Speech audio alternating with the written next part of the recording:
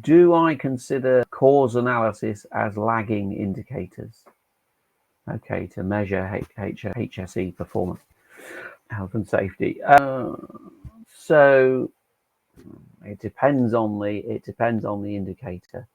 I suppose all of the accident and incident data, they are lagging indicators for the people who've had the accident. But if you are trying to learn from other people's mistakes to anticipate your accidents, then they are leading indicators, aren't they? So I guess it all depends on your perspective. Yeah, I suspect, Chris, you're being bothered by people who want KPIs. They want leading or rather than lagging indicators.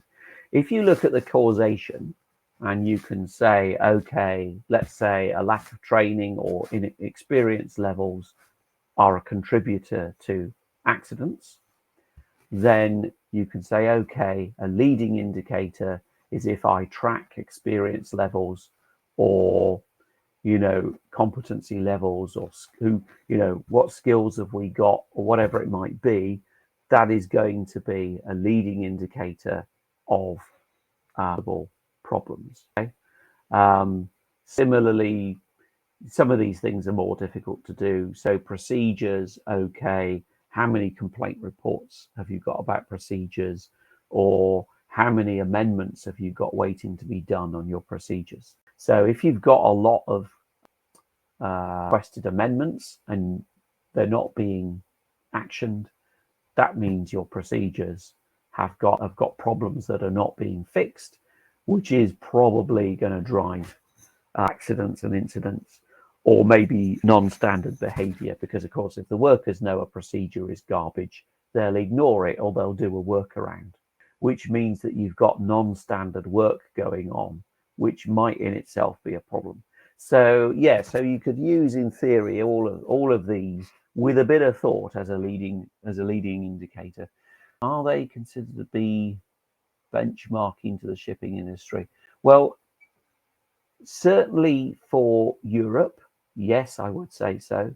The thing about the European maritime industry is it's going to be relatively modern, well-maintained ships, relatively good compliance, relatively well-trained crews with, you know, a good regulator keeping an eye on things and shore authority. So that, as we saw from the data reporting, the ships are not necessarily playing ball, but it's a well-regulated system.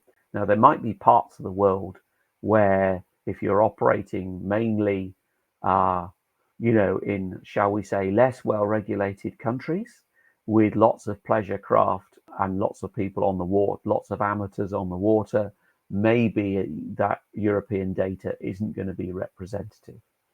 But I would think for, say, North America, Australia, where, you know, where I live, the better regulated areas of the world, it's going to be representative data that you could use for benchmark.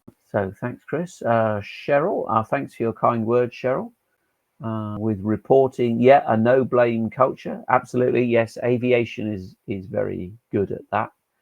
The other thing with aviation is motivation. When the plane crashes, the pilots die shortly before, you know, a fraction of a second before the passengers. So the pilots have got skin in the game. So they're much more interested in safety being improved than, say, the medical profession, okay, which is also very litigious. So people can get very, very defensive about reporting in the medical, with the result that reporting is pretty poor.